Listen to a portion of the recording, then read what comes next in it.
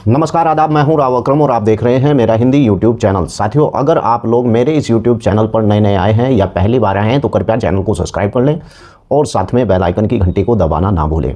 आज की इस वीडियो में हम जानकारी करेंगे कि किसान की जब कुर्की हो जाती है, यानी कि जो स्थावर संपत्तियों की कुर्की का विक्रय कैसे होता है। कहने का मतलब यह है कि कलेक्टर को इस प्रकार की शक्ति होती है कि किसी की भूमि को कुर्क कर लिया जाए और उस कुर्क भूमि की उसकी संपत्ति को बेचा जाए, और इस प्रकार से एक संपत्ति की कुर्की कैसे होती है आज की इस वीडियो में हम विस्तार से जानेंगे। और मैं आज आपको नियम टू नियम बताऊंगा, जिस प्रकार राजस्व संहिता 2006 के अंदर यानी कि संपत्ति की कुर्की और उसका विक्रय कैसे होता है। इन बातों का जान लेना आपके लिए काफ़ी ज़रूरी होता है, क्योंकि इस प्रकार के मामले हर व्यक्ति के किसी ना किसी के साथ लगे हुए होते हैं।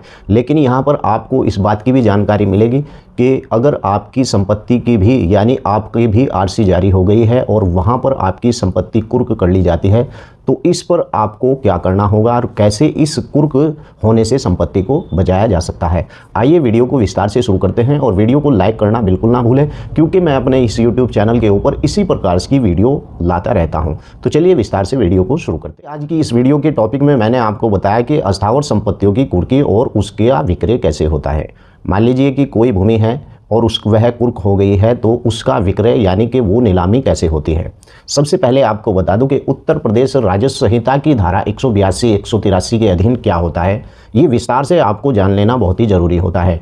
मान लीजिए कि कोई संपत्ति है और वो आपकी कुर्क हो गई है और कुर्क होने के बाद उस पर विक्रय चल रहा है, तो किस प्रकार से विक्रय में भाग लेने वाले लोग कैसे भाग ले सकते हैं, या किसी व्यक्ति का उसमें हिस्सा है लेकिन कलेक्टर उसे भी कुर्क कर उसे भी यानी विक्रय कर देता है, तो कैसे उस मामले से बचा जाए। यानी कि नियम 182 उत्तर प्रदेश राजस्व संहिता का यह कहता है कि अस्थावर संपत्ति की कुर्की कैसे होती है।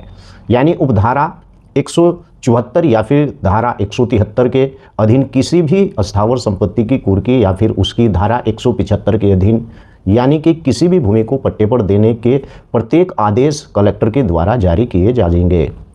यानी कि आप किसी भी प्रकार का कोई ऐसा पट्टा आपके पास हो, क्योंकि पट्टे की भी हर साल या फिर अगर आपके पास श्रेणी 9 का पट्टा है तो इस प्रकार की जो भूमि होती है उस भूमि का भी कलेक्टर को अधिकार होता है। उस भूमि को हर साल वह अपने अधिकार में ले लेता है और फिर उसकी नीलामी करता है।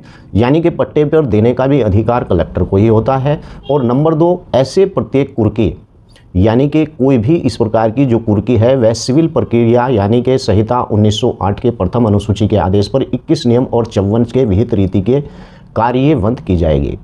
यानी कि नियम 183 कुर्की के विरुद्ध आपत्ति। मान लीजिए कि अगर किसी की कुर्की हुई है तो उसके खिलाफ आप कैसे आपत्ति डाल सकते हैं। सबसे पहले जहां कोई दावा इस माध्यम से यानी कि उसके अधीन कुर्क की गई किसी भूमि के संबंध में यानी व्यक्ति कर्मी के भिन्न किसी यानी व्यक्ति के द्वारा उसके अधीन दावा कर रहे हैं, यानी कि किसी भी व्यक्ति के द्वारा किया गया है, तो कलेक्टर 5 यानी कि कलेक्टर उस जो है भूमि की जांच करेगा और उसके पश्चात ऐसे दावे को समुचित यानी सूचना के पश्चात या तो स्वीकार कर सकता है या अस्वीकार कर सकता है। मान लीजिए कि किसी की संपत्ति कुर्क हुई है और उस व्यक्ति को उस पर आपत्ति लगानी है और आपत्ति लगाने के बाद उसे ये साबित करना होता है कि जिस संपत्ति को आपने कुर्क की है उसमें मेरा भी हिस्सा है, और इस पर कलेक्टर उसकी जांच भी करेगा। लेकिन जांच करने के बाद वो इस बात को ऊपर रहेगा कि वो उस आपकी आपत्ति को स्वीकार भी कर सकता है और अस्वीकार भी करता है, परंतु ऐसे दावे को बिल्कुल भी स्वीकार नहीं किया जाएगा। कैसे, मैं आपको बताता हूँ।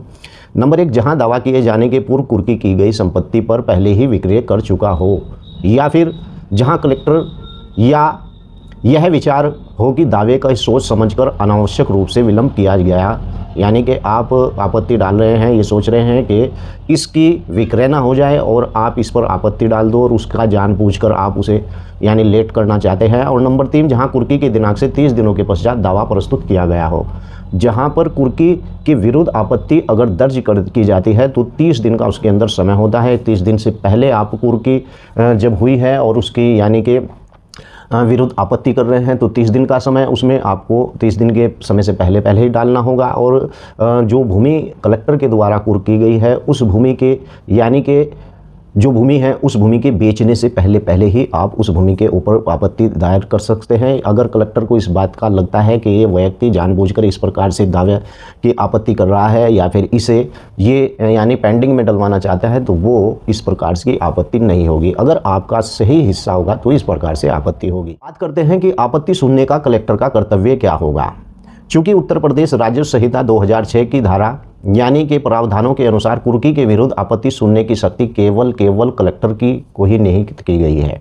और आपको बता दो, इसलिए कलेक्टर के लिए ऐसी जांच जो उसके द्वारा यानी उपयुक्त पाई जाए उसके पश्चात यानी कि याचीगण की जो आपत्ति है विचार करना उपयुक्त होगा।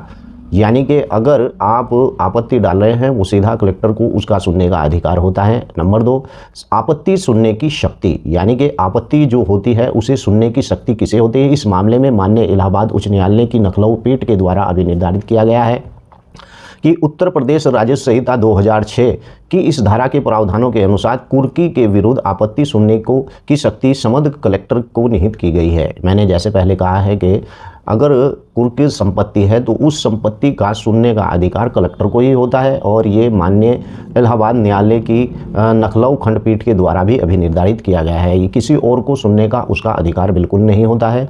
नंबर 3, कलेक्टर की आपत्ति सुनने की शक्ति यानी कि यहाँ पर उत्तर प्रदेश राजस्व संहिता की धारा यानी जो है 183 के अधीन जो कुर्की के विरुद्ध यानी आपत्ति को सुनने के लिए कलेक्टर की शक्ति निहित करती है और यह न्यायालय के कोई भी निष्कर्ष यानी प्रदान करने के जो है वितरित रहता है। और क्या याचिकण इस भूमि की निजी दिनांक से यानी कि विक्रय की घोषणा के उपबंधों की नीलामी विक्रय किया जाता है और कोई हित प्राप्त है तो कलेक्टर याची की आपत्ति को विचार उपयुक्त करता है।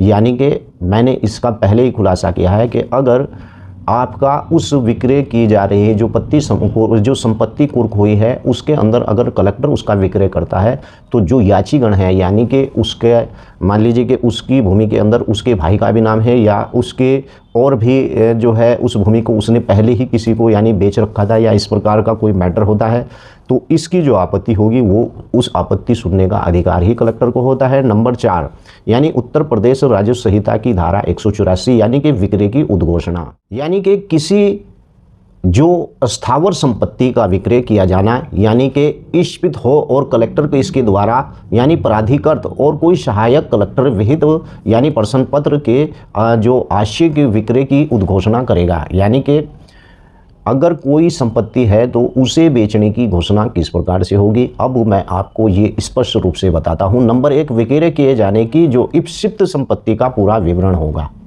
ऐसे नहीं है कि मान लीजिए कि कोई संपत्ति है कलेक्टर के द्वारा उस संपत्ति को कुर्क कर और उसे विक्रय किया जा रहा है तो उस संपत्ति की पूरी लिस्ट उसके पास होगी और ऐसी संपत्ति का समुचित मूल्य रक्षित मूल्य इसके सर्किल रेट के बराबर होगा। ऐसा नहीं कि मान लीजिए कि कोई संपत्ति है और उसे वो सर्किल रेट उसका 3 लाख रुपए बीघा के हिसाब से है और कलेक्टर कहे कि नहीं यहाँ बाजारू रेट से संपत्ति की जो है विक्रय किया जा रहा है। इस प्रकार से नहीं, जो वहाँ का सर्किल रेट होगा सर्किल रेट के आधार पर ही उस मूल्य को रक्षित और मूल्य को सर्किल रेट के आधार पर ही बेचा जाएगा। नंबर 3 यानी कि यद नीत यानी संदेश भू राजस्व यदि कोई हो और नंबर 4 यानी कि यदि कोई इस प्रकार का विलंगम हो कि उसके अंदर कोई इसका लगान हो या बकाया धनराशि या उसकी वसूली की संपत्ति का विक्रय किया जाना इंगित हो यानी कि आश्रित विक्रय का दिनांक समय और स्थान ये सब वहाँ पर बताना पड़ेगा जब उसकी नीलामी होगी कि फला जगह पर इस मामले की आज नीलामी की बोली लगाई जाएगी। और ऐसे विवरण जिन्हें कलेक्टर को आवश्यक समझे इस प्रकार का जो भी नियम होगा संपत्ति कुर्क की गई ही संपत्ति का विक्रय उसका पूरा नियम कैसे ब्यौरा किस प्रकार से कहाँ पर किस जगह पर कैसे उसके मूल्य को दर्शाएगा कैसे उसे ये सब काम कलेक्टर का ही होता है। अगर कुर्की से संबंधित या फिर इस प्रकार की कोई यानी आरसी से संबंधित आपको कोई जानकारी और भी लेनी है तो कृपया मेरी इस वीडियो के नीचे आप लोग लिख सकते हैं। और आपका भी इसी प्रकार का कोई अगर मैटर है और उसके बारे में आप लोग जानकारी लेना चाहते हैं तो भी आप मेरी वीडियो के नीचे लिख दें। केवल मैंने अपना डिस्क्रिप्शन में नंबर दे रखा है, वही व्यक्ति मुझे कॉल करें जिनका कुर्की या संपत्ति से संबंधित कोई मामला हो, लेकिन आलतू फालतू की बात करने के लिए आप मुझे कॉल ना करें। तो चलिए अगली वीडियो में फिर हाजिर होता हूं। अगर आपका भी कुर्की या नीलामी से संबंधित कोई सवाल हो तो लिख सकते हैं, मैं उस टॉपिक पर भी वीडियो बना दूंगा। तो चलिए आगे फिर मिलता हूँ। जय हिंद, जय भारत, खुदा हाफिज।